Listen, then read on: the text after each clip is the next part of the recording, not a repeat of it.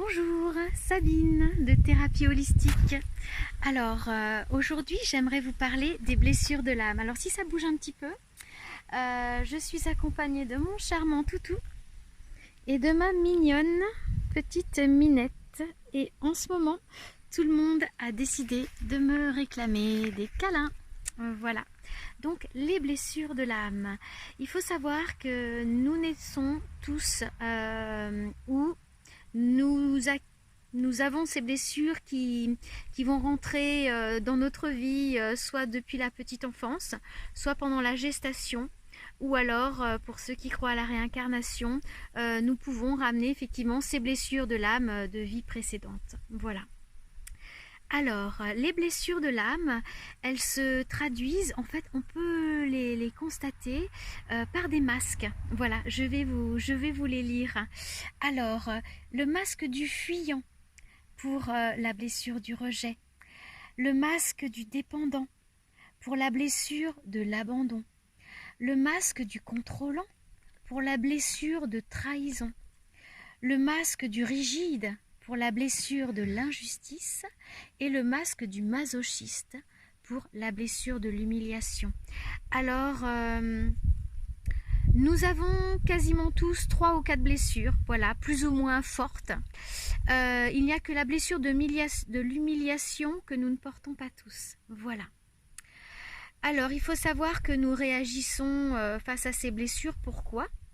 Parce que, nous portons ce masque, voilà, qui reflète cette blessure, et donc nous avons cette signature énergétique.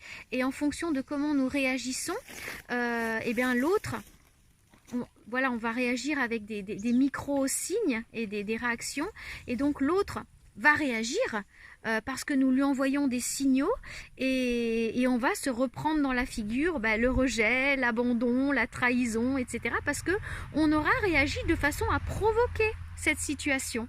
Voilà. Donc il faut savoir que c'est pas définitif, hein, on l'a pas pour toute la vie si on a décidé de s'en libérer. Il faut savoir que pour toute guérison, il y a un processus. Hein. Le premier processus, c'est la responsabilisation. Voilà. Alors la responsabilisation, ça veut dire qu'il ne faut pas forcément accuser les autres. Hein. Ouais, c'est de ta faute si je me sens abandonnée, c'est de ta faute si je me sens rejetée, c'est de ta faute si je me sens abandonnée. Non. C'est parce que si vous voulez, nous, c'est comme si on tend le bâton pour se faire battre. Voilà. Mais il n'y a pas de honte à ça. Parce qu'on a tous, on les a tous ces blessures. Après, effectivement, ces blessures, elles sont plus ou moins profondes, et puis au fur et à mesure qu'on travaille sur soi ou qu'on les élimine, soit on va plus réagir, soit quand on est dans le processus, on va se dire ça me titille encore un peu, mais du coup vous voyez c'est plus douloureux, voilà. Donc dans la responsabilisation, voilà, il faut pas accuser l'autre, hein, parce qu'il faut savoir que c'est nous le blessé, et si on n'a pas la blessure, l'autre il peut appuyer dessus, ça nous fera pas mal. Voilà. Et dans la prise de la responsabilisation, ce qu'il faut savoir aussi, c'est que si on veut aller mieux, c'est à nous de faire quelque chose. Voilà. Donc, dans ce processus pour aller mieux, après, il y a l'acceptation. Voilà, il ne faut pas se juger, se dire je suis nulle, je suis bon à rien, ou c'est parce que j'y arriverai jamais. Non, il faut accepter parce que ça c'est normal.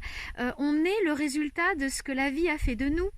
Donc on a traversé des expériences qui nous ont ouvert certaines blessures et il n'y a pas de honte là-dedans. C'est normal, on est là pour ça. Hein, c'est pour ça qu'on vit nos vies, hein, c'est pour expérimenter, comprendre et avancer. Voilà, tout ce qu'il faut, c'est avancer. Donc l'acceptation est sans jugement, voilà, et s'aimer malgré nos blessures, hein, parce que c'est pas quand on se juge, on va cristalliser le truc et on va rester bloqué dessus. Voilà, si on accepte sans jugement, c'est moins un poids, voilà. Et puis la dernière étape, c'est passer à l'action. Voilà, si on veut aller mieux, il faut faire quelque chose. Donc, pour passer à l'action, il faut trouver un thérapeute.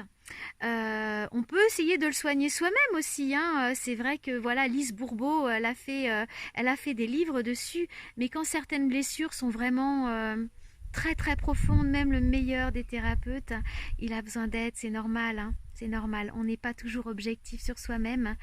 Donc j'ai une technique à vous proposer.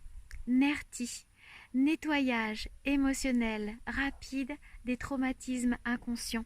NERTI est une de ces techniques fabuleuses qui rend la liberté et l'indépendance aux gens.